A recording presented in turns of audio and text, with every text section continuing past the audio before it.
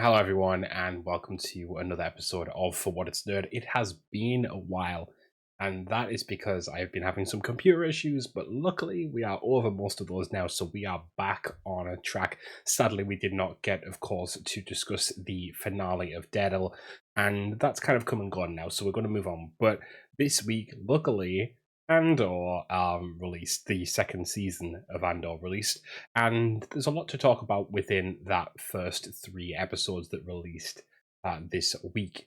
There's a few topics that I want to kind of cover, and some that are broad, kind of like everyone's talking about them, and some that I want to talk about a little bit more from a personal standpoint. But first off, I want to say that I really think Andor is that show that has grown the mythos and the interesting characters within Star Wars tenfold compared to some of the others, and I'm really enjoying what it is achieving with the characters it's portraying. Luthen, Mon Mothma, um, seeing Krennic again, even to the characters like Perrin and Leader. I'm not a big fan of the actual Andor crew, so to speak, Bix and Brasso, those kind of characters. I'm not like as interested in those, but I'm still interested to a degree. Um, but seeing the larger players of the rebellion played out on screen is really fun and really exciting. And I really want to see where that goes by the end of this season. But um, there are a few things to discuss. First of all, this is dropping in 3 episode arcs, and the reason for that is clear that the story is meant to be ingested that way. That's maybe not the right word. Digested that way is probably the better word. Because they're doing these kind of 1 year arcs, right? The next set of episodes are going to be a year after the ones we've just watched. So I get why. I understand what they're doing. I understand why they're doing it. But it felt that there was a lot of TV to consume in one given week. And yes, you could arguably split that up across the week, but if you did that, if you're an avid Star Wars fan, if you talk to people about Star Wars, you're going to get spoiled by something there. And also, it's kind of like it's kind of like, oh, I want to know the rest. So this story kind of taking over 3 episodes was, in my opinion, a bad idea.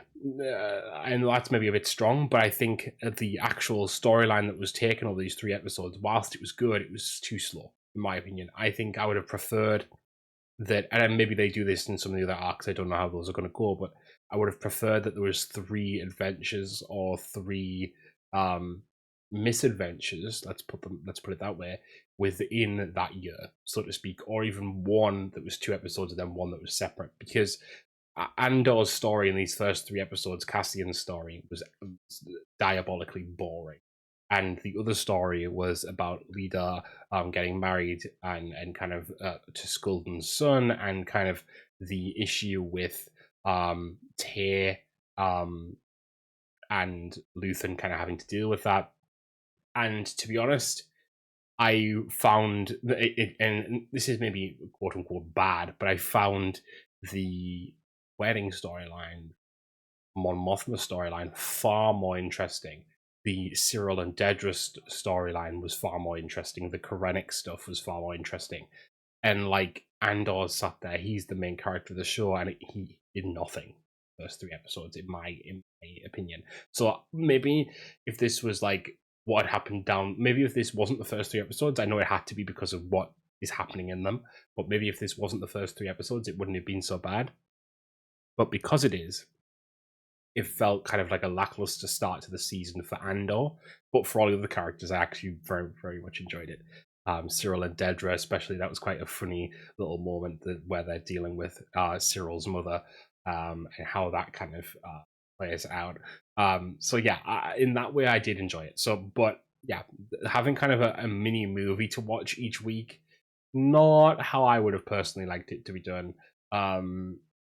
But I get why they've done it, and I understand what the premise is, and I kind of like that they're trying to go for this kind of like wide spanning, like 5 year arc within this second season. So in that way, I like and I get it. It's just I don't think that they executed it perfectly this first time round.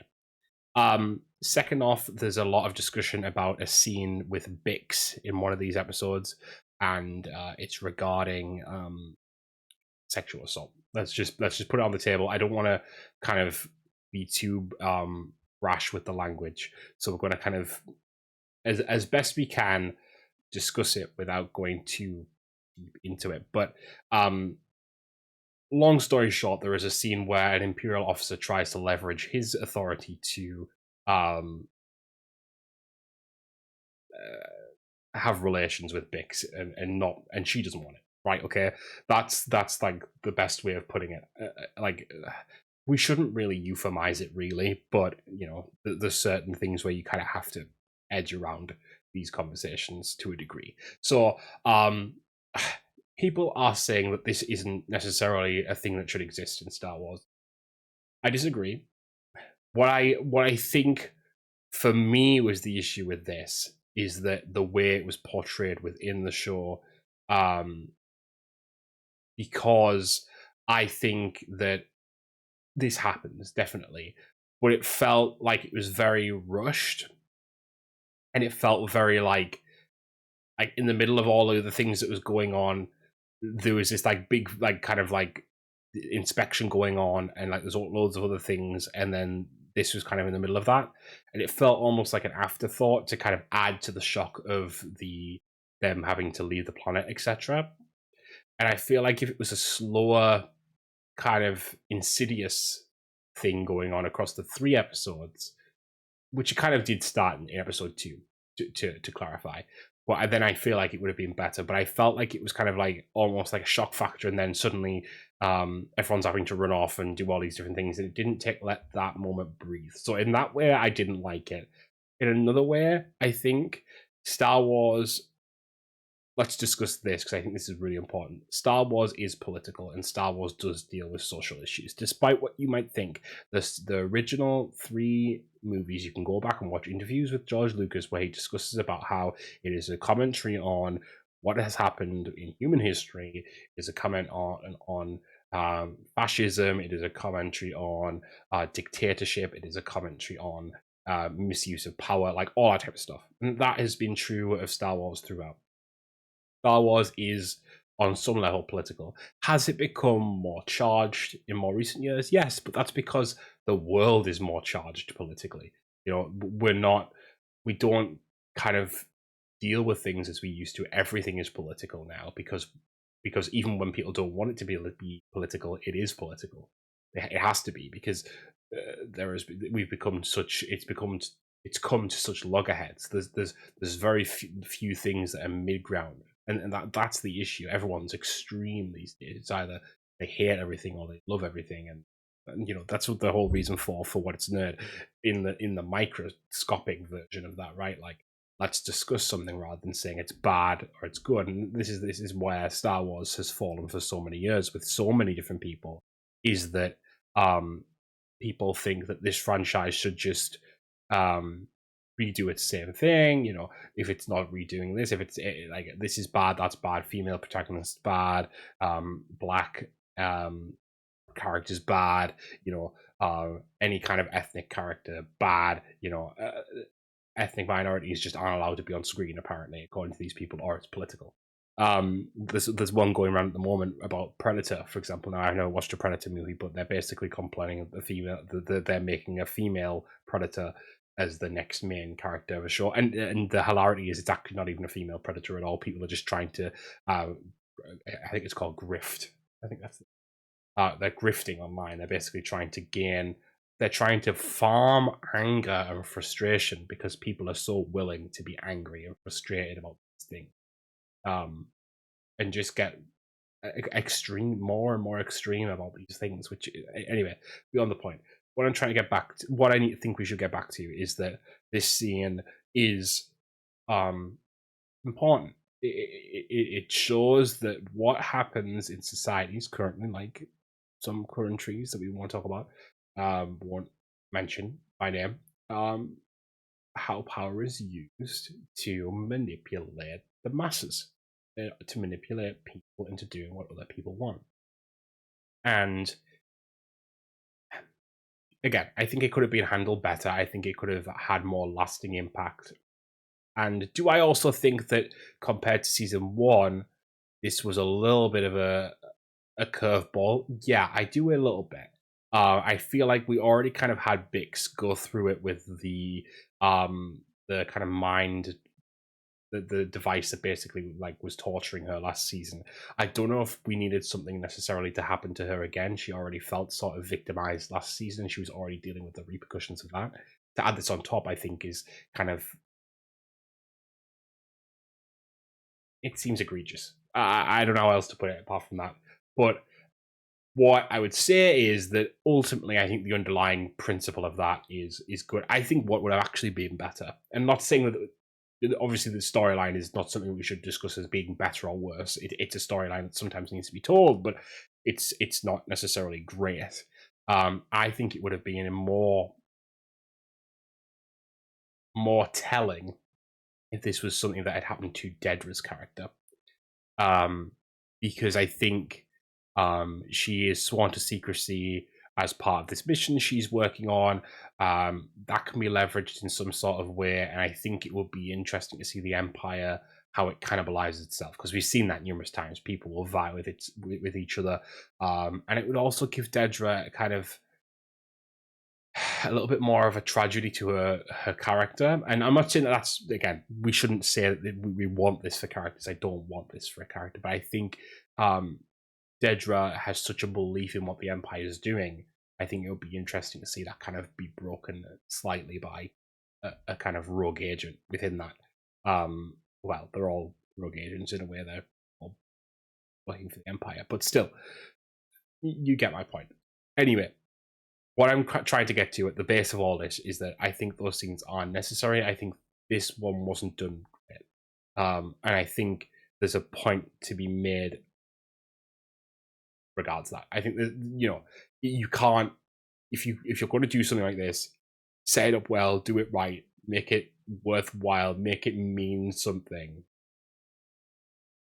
and then you can kind of be accepted for that. I think that's why I think some people are frustrated by it, because they're like, it doesn't belong in my Star Wars, and I disagree with that. I think Star Wars needs stuff like this. Sometimes Star Wars, people ask for Star Wars to be more adult, and then they complain about it when it is. And I'm not saying that this is like the premium hallmark of being adult, because it's not. And frankly, yeah, if it never happened again, obviously we'd all be happy that sexual assault never happened again. But that's not the world we live. And those are kind of adult themes that happen. We need to discuss them. A lot of soap operas discuss them. A lot of soap operas have storylines like that because they want to have people to relate to them. What if someone watched that episode, for example, and saw what happened to Bix and thought, that's happened to me, and they felt like maybe they could talk about it with someone through the lens of Star Wars? That I felt sort of like that before. These things are important for that reason, in my head. That's where I'll leave it for now. But yeah. Another one that has been a kind of point of contention about characters not acting correctly and stuff like that is the dancing scene at the end of episode 3, and that is with Mon Mothma dancing around on the dance floor, kind of carefree, quote unquote. And people are saying it's kind of a character assassination, and that Disney are ruining Star Wars again, as always. And what I'd say to that is that Disney are not ruining Star Wars. What that scene is trying to say is that Mon Mothma is trying very hard to move on with a situation that is becoming really damning for her, because she is this pacifist person. She is this person who is trying very hard to resist the Empire without really having to kill anyone, having to assassinate people, having to do any dirty work. She doesn't want to be Saw Gerrera. She doesn't even really want to be like, she's in bed with Luthen, so to speak. She's working with Luthen, but she doesn't want to even be like Luthen. They had a fight last season very much similar to that. And so she knows what must be done, and Luthen's doing it, and she decides to turn the blind eye, because she knows that otherwise this is all going to go to hell. But in so doing, she has to pretend and put on a face and hide, and that's what's happening in that scene. I think it's actually a really poignant scene, despite you never see Mon Mothma like that. So despite the fact that people are saying, oh, it's actually character assassination, it's not. It's showing that it's harking back to a line earlier in the show as well, where Leda said, "I'd rather you be drunk." Mon Mothma is playing up to this idea of what people want her to be in that moment, because the alternate angle is, I have to deal with the fact that I have basically condemned someone to death, so to speak. So in that way, I think a lot of people are going too far in on the season, and I think um Star Wars needs to be able to breathe, evolve, and be different. I'm not saying it's always right, and sometimes I don't like some changes that are made, and sometimes I dislike it when they don't follow canon. And for example, there's a conversation going around right now that Dave Filoni is the sole writer on season 2 of Ahsoka. He'll be writing all 8 episodes, and some people are calling it bad. Now, I liked Ahsoka. I will say season 1 I did enjoy.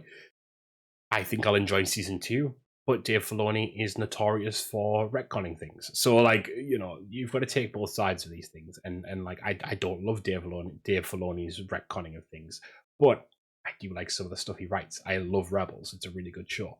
So, like, and obviously I understand he had other people on that show, but still, what I'm trying to get at is Dave Filoni does create good things. He just sometimes ruins other things in the process. So you kind of have to be able and willing to see both sides. What I guess I'm saying here is that Andor is a good show. It has a few faux pas here and there, but I think people, as usual, are blowing things out of proportion regards what Andor is and what Andor is doing, and I'm excited to see where the rest of the season goes. Hopefully you guys feel the same. If you do, or if you don't, let me know.